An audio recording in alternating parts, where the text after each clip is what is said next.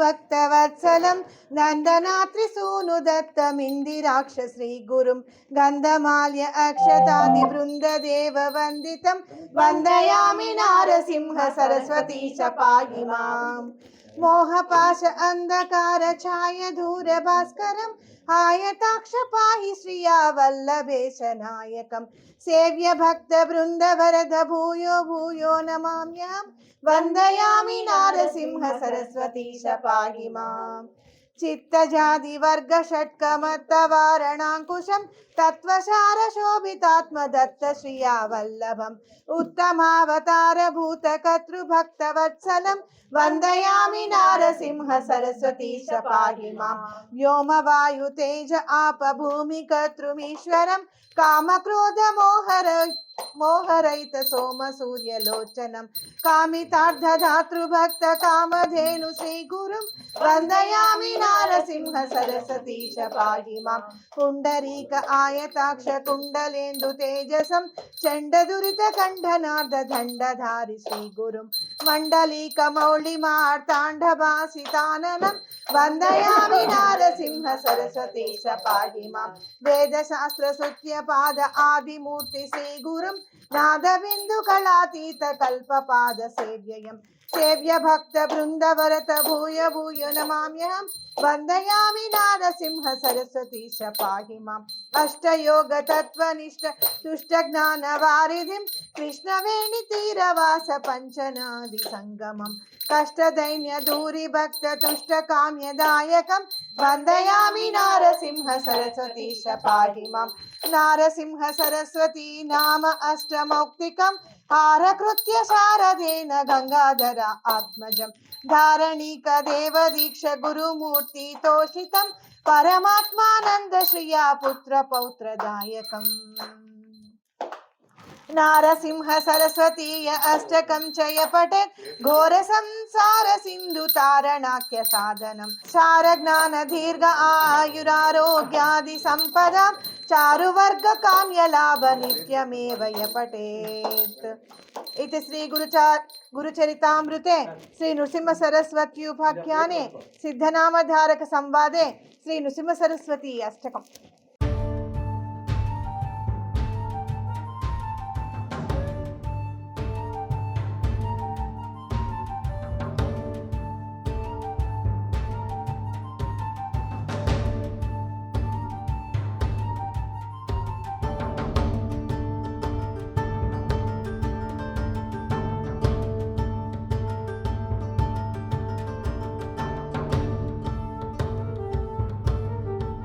దత్తాత్రేయ స్వామి వారి పరిపూర్ణ అవతారమైన శ్రీ నృసింహ సరస్వతి స్వామి వారి జన్మదినం ఈరోజు జయంతి అని కూడా అనుకోవచ్చు.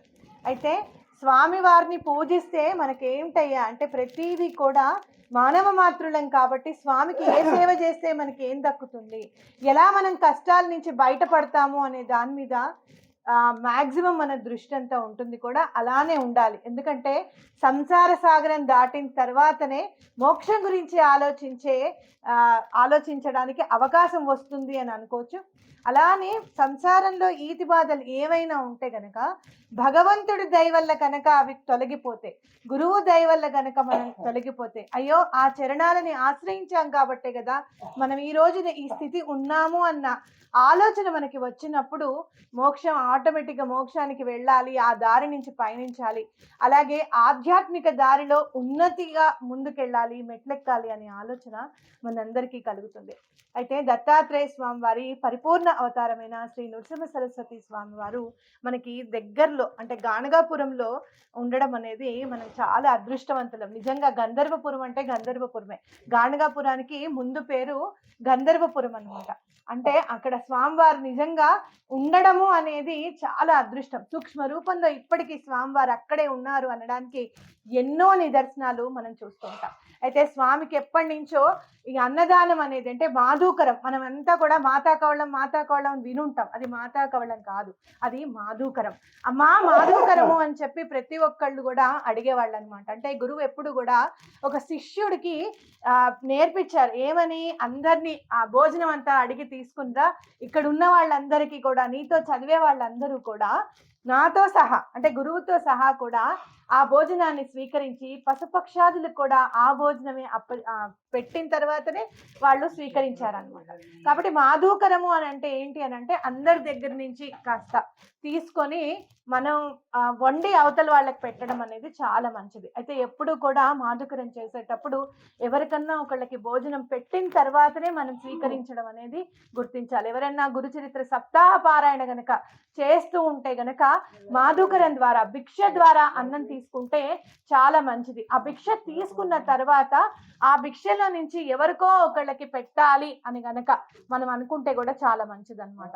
అయితే మరి ఎవ్వరు ఉండరు కదా, ఎవరు కనిపించట్లేదు నేను భిక్ష తీసుకునేటప్పుడు అంటే ఎక్కడైనా ఎక్కడో అక్కడ తిరిగితే కుక్క కనిపిస్తుంది, లేకపోతే అయ్యో పిచ్చుక కనపడుతుంది, లేదా అప్పుడే మీ ఇంటికి ఎవరైనా వస్తారు, ఇలాంటివి మనం చవి చూడవచ్చు. ఇవాళ మనం అన్నదానం చేద్దాం శ్రీపాద తత్వమయి ఫౌండేషన్ ద్వారా. ముందు ఎందుకంటే సుబ్రహ్మణ్యేశ్వర స్వామి గుళ్ళో అన్నదానం చేయాలి అనే ఆలోచన ఎందుకు కలిగింది అని అంటే ఫస్ట్ పొద్దున్న అక్కడే చేసాం. ఎందుకు కలిగింది ఆ ఆలోచన అంటే లాస్ట్ జనవరి 1కి సుబ్రహ్మణ్యేశ్వర స్వామి దగ్గరే ఆ స్కందగిరి టెంపుల్లోనే టెంపుల్ ఆవరణలోనే మనం అన్నదానం చేయడం జరిగిందనమాట. అప్పుడు సుబ్రహ్మణ్యేశ్వర స్వామి గుళ్ళో ఏం చేసినా కూడా ఆయన అనుజ్ఞ తీసుకుంటే అక్షయం అవుతుంది అని ఖచ్చితంగా చెప్పుకోవచ్చు. స్కందగిరి టెంపుల్ కూడా యాదృశ్చికంగా నిజంగా చెప్పాలంటే అక్కడే చేయాలి అని సంకల్పం నాకు పద్మనికి రావడం, అక్కడ చేయడం ఏంటి అని అంటే అది శ్రీ కంచి పరమాచార్య గారి ఆశీస్సులు అని చెప్పి నేను భావిస్తున్నాను. ఎందుకంటే స్కందగిరి దేవాలయం ఏదైతే ఉందో ఏ ప్రాంగణంలో దేవాలయం నిర్మించాలి అనేది శ్రీ కంచి చంద్రశేఖరేంద్ర సరస్వతి స్వామి వారే నిర్ణయించారనమాట. నిజంగా ఆ గుడి అక్కడ కట్టడానికి ఆ ఓనర్ నిజంగా అంత మంచి ప్లేస్ని, చాలా ఇంపార్టెంట్ ప్లేస్ అక్కడ పద్మారావు నగర్లో అప్పటికే, అయినా సరే ఆ గుడిని కట్టడానికి ఆయన ఇచ్చాడు అని అంటే నిజంగా చాలా ఆయన అదృష్టవంతుడు అని కూడా మనం చెప్పుకోవచ్చు. అయితే చంద్రశేఖరేంద్ర సరస్వతి స్వామి వారు కూడా ఆయన పూర్వాశ్రమ నామం కూడా స్వామినాథన్ అనమాట. ఆ స్వామినాథన్ ఆశీస్సులు, ఈ స్వామినాథన్ యొక్క దయ రెండు కూడా కలిసి ఈరోజు శ్రీపాద తత్వమయి ఫౌండేషన్ ఫామ్ అవడానికి కానివ్వండి, లేదు ఆ ఆలోచన రానివ్వడానికి కానివ్వండి, వాళ్ళిద్దరి ఆశీస్సులు ఉన్నాయి అని చెప్పి తప్పకుండా నేను భావిస్తున్నాను. అయితే ఇవాళ అన్నదానం చేసేటప్పుడు స్వామివారు ఎప్పుడూ కూడా మన మాధూకరం చేసేటప్పుడు చెయ్యి పెట్టి ఇలా అడుగుతారనమాట. ఎవరైతే చెయ్యి చాచి నిన్ను ఇలా అడుగుతారో వాళ్ళు దత్తాత్రేయ స్వామిగా మనం గుర్తించాలి. లాస్ట్ మొన్న గానగాపురంలో చేసుకుంటున్నప్పుడు చెయ్యి ఎక్కడా కూడా నాకు కనిపించలేదన్నమాట. అంటే ఎవరు కూడా చేతిలో అడగట్లేదు.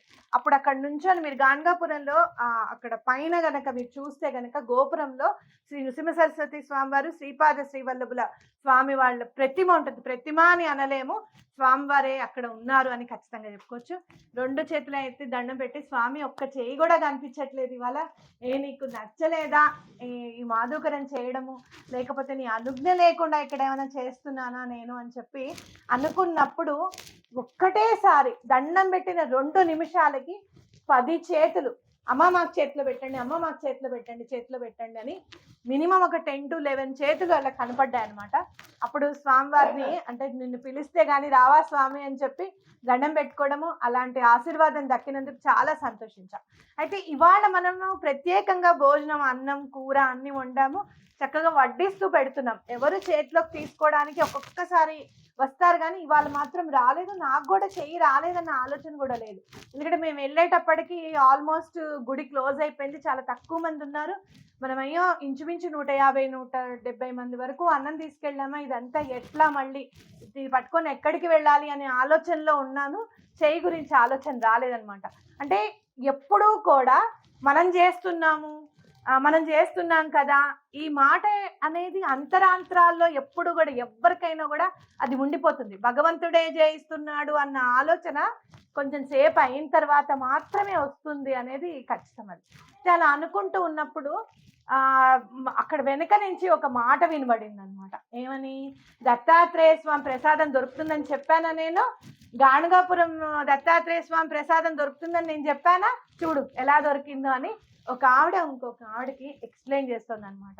అది వినేసరికి చాలా ఒళ్ళు పులకరించిపోయింది. నాకు ఎంత సంతోషం అనిపించింది అని అంటే, అసలు చూడండి, దత్తాత్రేయ స్వామి అనడమే చాలా అనుకోకుండా, అంటే దేవుడి ప్రసాదం దొరుకుతుంది అనకుండా స్వామి పేరు తీసుకోవడం అనేది ఒక ఎత్తు. గాణగాపూర్ దత్తాత్రేయ స్వామి వారిదే అన్న పేరు అనడం అనేది ఇంకొక ఎత్తు అనమాట. అంటే స్వామివారు తప్పకుండా స్వీకరించారు, ఇది ప్రసాదము మీరందరూ తినండి అని చెప్పారు అనేది ఒకటి. అయితే మేము ఇక్కడి నుంచి వెళ్ళేటప్పుడు అందరం తీసుకువెళ్తున్నప్పుడు, మీరు వెళ్ళినప్పుడు కదా ఫస్ట్, అక్కడ ఎవరు లేరు, అన్నం పెడుతున్నాము అని చెప్పి విజయ్ గారు వెళ్ళి చెప్దామని చెప్పి అందరు వెళ్తున్నప్పుడు ఆవిడ అక్కడ చెప్తున్నారట, ఇవాళ దత్తాత్రేయ స్వామి ప్రసాదం తప్పకుండా దొరుకుతుంది, మనకి గుళ్ళో ఇంతే ప్రసాదం వచ్చిందని మనం అనుకోవద్దు, ప్రసాదం అని చెప్పి ఆవిడ అంటున్నారట. అప్పుడే ఆవిడతోనే మనం ఆవిడ మళ్ళీ అది ఆ మాట అనడం నేను వినడం అనేది జరిగిందనమాట. కాబట్టి ఇంకోటి కూడా నాకు ఇవాళ కలిగిన అనుభవం ఏంటి అని అంటే, మేము మామూలుగా అన్ని ప్యాక్ చేసుకొని వెళ్తున్నప్పుడు మళ్ళీ మేము తిరిగి వచ్చి భోజనం చేయాలి కదా, మాధుకరం ఇచ్చిన తర్వాత భోజనం చేయాలి కాబట్టి అయ్యో మనకి కూర అది మనం ఏం చేసుకోలేదే అని అనుకోవడము, మళ్ళీ అన్నం వండుకుందాంలే అని అనుకోవడం, కూర లేదు కదా అంటే సరేలే పప్పును ఏదో ఒకటి వేసుకొని తిందాంలే అని డిసైడ్ అయ్యి వెళ్ళిపోయాం. అయితే అక్కడికి వెళ్ళిన తర్వాత అన్నం అయిపోయింది, పప్పు అయిపోయింది, మేము ఎంతమంది ఉన్నామో అంతవరకే అంత కూర మిగిలింది మాకు. అంటే స్వామివారు ఏం పచ్చడి వేసుకొని ఏం తింటారులే, కూర కూడా వేసుకొని తినండి అని స్వామివారే మా కోసం ప్రసాదం అట్టి పెట్టారు అనేది ఖచ్చితంగా అనిపించింది. చాలా సంతోషం అనిపించింది. మీరందరూ కూడా ఫౌండేషన్ అనగానే చాలా నన్ను నమ్మి ప్రేమతో, ఒక్కొక్కళ్ళు అయితే నేను మర్చిపోలేనమ్మా నేను ఇంతే ఇవ్వగలుగుతాను అని చెప్పి చాలా కొద్ది మొత్తం అనమాట. ఎందుకు నేను చెప్పట్లేదు అని అంటే, అదేదో వాళ్ళని కించపరిచినట్టుగా ఉంటుందేమో, ఎప్పుడన్నా వాళ్ళు విన్నప్పుడు అయ్యో మేము ఇంతే ఇవ్వగలిగామా అని చెప్పి వాళ్ళు బాధపడతారేమో అన్న ఉద్దేశంతో నేను అమౌంట్ చెప్పట్లేదు. అది వేసినప్పుడు నాకు మనసు చాలా ఆనందం అనిపించింది. అంటే చాలా పెద్ద అమౌంట్ వేసిన దానికంటే కూడా ఆ చిన్న అమౌంట్ వేసినప్పుడు నాకు చాలా సంతోషం అనిపించింది. ఎందుకు అని అంటే స్వామి మీద ఎంత ప్రేమ వీళ్ళకి ఒకటి, రెండు నా మీద ఎంత నమ్మకం, అదే దేనికో దానికి ఉపయోగిస్తారు కదా శ్రవంతి గారు అని చెప్పి ఖచ్చితంగా వేసున్నారు అని చెప్పి ఖచ్చితంగా చెప్పుకోవచ్చు. అలాగే నేను కూడా రాత్రి 11:30కి 12:30కి కాల్స్ వచ్చినా కూడా నేను కాల్స్ లిఫ్ట్ చేసి మాట్లాడి మీరు ఏం చేస్తున్నారు అని అంటే, ఏమాత్రము అలసిపోయినా కూడా, షెడ్యూల్స్ అలసిపోయినా కూడా ఇది చేస్తున్నామండి, ఈ ప్రక్రియ జరుగుతోంది, ఇలా అన్నదానం చేస్తున్నాం, ఈరోజు చాలా ఇంపార్టెంట్. కొంతమందికి అయితే నేను సాధారణంగా ఎవరికి కూడా నేను ఈ పూజలు చేస్తున్నాను లేకపోతే దీంట్లో పార్టిసిపేట్ అవ్వండి అనో నేను చెప్పను. అయితే చాలా మంది కొంచెం దగ్గరగా ఉన్న, మనసుకి చాలా దగ్గరగా ఉన్న క్లయింట్స్ ఉంటారు. అందరూ మనసుకు దగ్గరే. అయితే కొంతమంది వాళ్ళకి నన్ను మనసుకు దగ్గరగా చూసుకొని ప్రతిసారి నాకు కాల్ చేయడము, ఇంట్లో ఏదైనా సమస్య వస్తే ఇలా చేద్దాం అనుకుంటున్నాము అని చెప్పి సలహా అడగడము, అయ్యో అలా కాదండి ఇలా చేద్దాము లేకపోతే చెయ్యండి అని చెప్పడము, అలాంటి క్లయింట్స్ ఉన్నారు కొంతమంది. వాళ్ళకు కూడా నేను కాల్ చేసి ఏమండి ఈసారి అన్నదానం చేస్తున్నాం మీరు పాల్గొనండి అని చెప్పడం జరిగింది. ఎందుకంటే స్వామివారి జయంతోత్సవాల్లో పాల్గొనడం, మాధుకరం అనేది ఇవ్వడం అనేది మన పూర్వజన్మ అదృష్టంగా మనం భావించాలి. అదే ఈరోజు మనం చేసాం. అయితే శ్రీపాద తత్వమయి ఫౌండేషన్ ప్రతి నెల స్వామివారి 16 దత్తాత్రేయ స్వామివారివి 16 అవతారాలు ఉన్నాయి.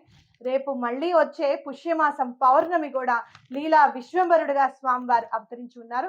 స్వామివారు ఆ రోజు మనం ఏ మంత్రం చదువుకోవాలి, అలాగే స్వామివారిని మనం ఎలా పూజించాలి అనేది ముందుగానే తెలుసుకుందాం. అయితే పౌర్ణమి రోజే అన్నదానం జరుగుతుందా లేదా అనేది నేను ఇదిమిత్తంగా ఖచ్చితంగా చెప్పలేను. మ్యాక్సిమం పౌర్ణమి రోజు చేయడానికే ప్రయత్నం చేస్తాను. ఒకవేళ ఆ రోజు కనుక ఎక్కువ మందికి చేయలేకపోతే, నా చేతుల్లో ఉన్నంత వరకు ఒక 25 మంది కన్నా నేను చేస్తాను.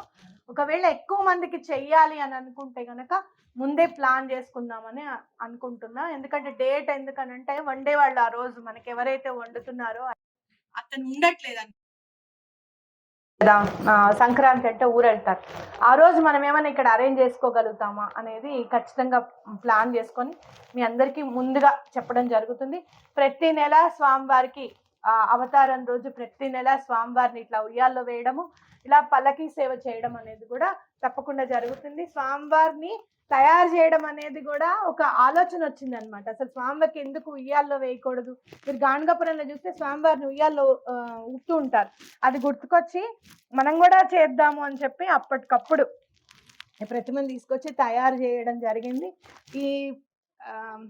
ఈ పల్లకి చేసిన అతను కూడా చాలా నిజంగా అంటే మాకు ఇట్లా ఉంది, పూజకు కావాలి దేవుడి కోసము అని అంటే మీరు నమ్మండి, ఓన్లీ 2 daysలో అంటే సెకండ్ డేకి మన ఇంట్లో ఉందన్నమాట. ఇది అతను తయారు చేసి వెంటనే ఇవ్వడం అనేది జరిగింది. కాబట్టి అంతా కూడా స్వామివారి ఆశీర్వాదం వల్లే జరిగిందని మనం చెప్పుకోవచ్చు. ఇలా స్వామివారిని ఉయ్యాల్లో వేసుకుందాం. ఇదే పల్లకీలో కొంచెం సేపటి స్వామివారిని ఊరేగించి తీసుకొద్దాం. అయితే మార్నింగ్ అక్కడ ఇచ్చాం కాబట్టి ఈవినింగ్ మాత్రము క్యాన్సర్ హాస్పిటల్ దగ్గర ఇవ్వాలనే ఆలోచన ఉంది. ఎందుకంటే నైట్ పూట చాలా మంది భోజనం కోసం వెయిట్ చేస్తున్నారు. ఎప్పటికప్పుడు ఇవాళ 100 మందికి ఇస్తే కాదు, రేపు నెక్స్ట్ టైం 200 మెంబర్స్కి తేవాలి, నెక్స్ట్ టైం 300 మెంబర్స్కి తేవాలి అని అనిపిస్తుంది. ఎందుకంటే గవర్నమెంట్ క్యాన్సర్ హాస్పిటల్ దగ్గర ఎట్లా ఉంటుంది క్రౌడ్ అని అంటే, ఎవరన్నా భోజనం ఇస్తారు కదా అని చెప్పి ఆర్తితో చాలా మంది వెయిట్ చేస్తున్నారు అనమాట. మీరు కూడా ఎప్పుడన్నా గురు చరిత్ర చదివిన వాళ్ళు ఎవరన్నా ఉంటే కనుక, చదువుతున్న వాళ్ళు ఎవరన్నా ఉంటే కనుక, ఒక 11 మందికో ఎంతకు అన్నదానం చెయ్యాలి అని చెప్పి రాస్తారు. దాంట్లో తప్పకుండా గవర్నమెంట్ హాస్పిటల్స్ దగ్గర కొంచెమన్నా పులిహార ముందే మీరు ప్యాక్ చేసుకొని వెళ్ళిపోయి ఒక 11 ప్యాకెట్స్ 21 ప్యాకెట్స్ ఇవ్వండి.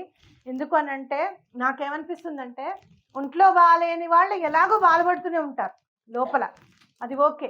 కానీ ఎవరైతే అటెండర్స్ వస్తారు చూసారా, వాళ్ళ బాధ వర్ణనాతీతంగా ఉంటుందన్నమాట. అంటే వాళ్ళు అక్కడ అటెండ్ అవ్వాలి, వాళ్ళకి వాళ్ళు ధైర్యం చెప్పుకోవాలి, భోజనాన్ని అంతా కూడా సమీకరించుకోవాలి, పిల్లల్ని చూసుకోవాలి, పెద్దవాళ్ళని చూసుకోవాలి, కాల్స్ వస్తుంటే అటెండ్ అవ్వాలి.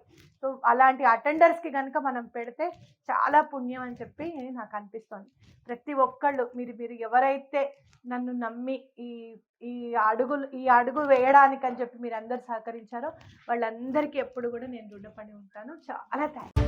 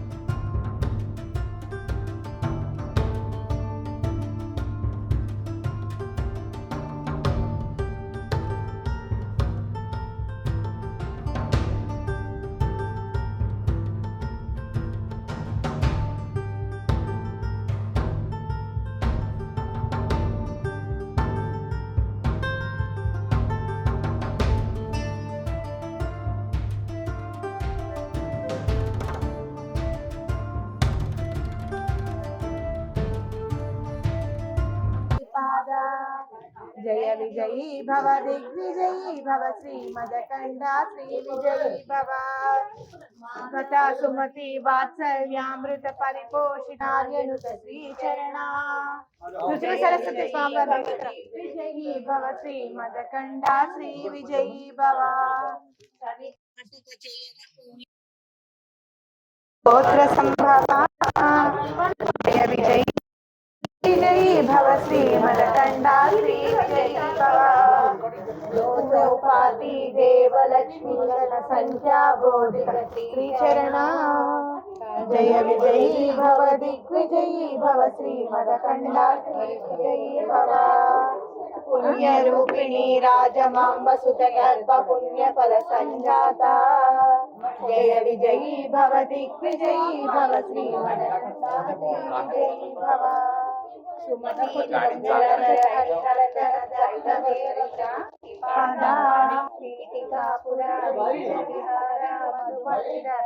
మంగళ రూపా జయ విజయీ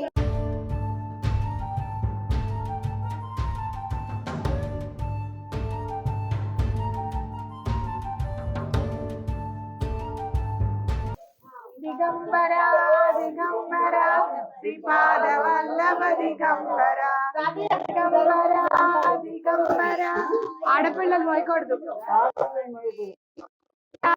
దిగంబరా శ్రీపాద వల్లభ దిగంబరా దిగంబరా దూత చింతన దిగంబరా దిగంబరా దిగంబరా శ్రీపాద వల్లభ దిగంబరా దిగంబరా దిగంబరా శ్రీపాద వల్లభ దిగంబరా దంత ప్రభు శ్రీ నామ స్మర అవధూత చింతన దిగంబరా దిగంబరా దిగంబరా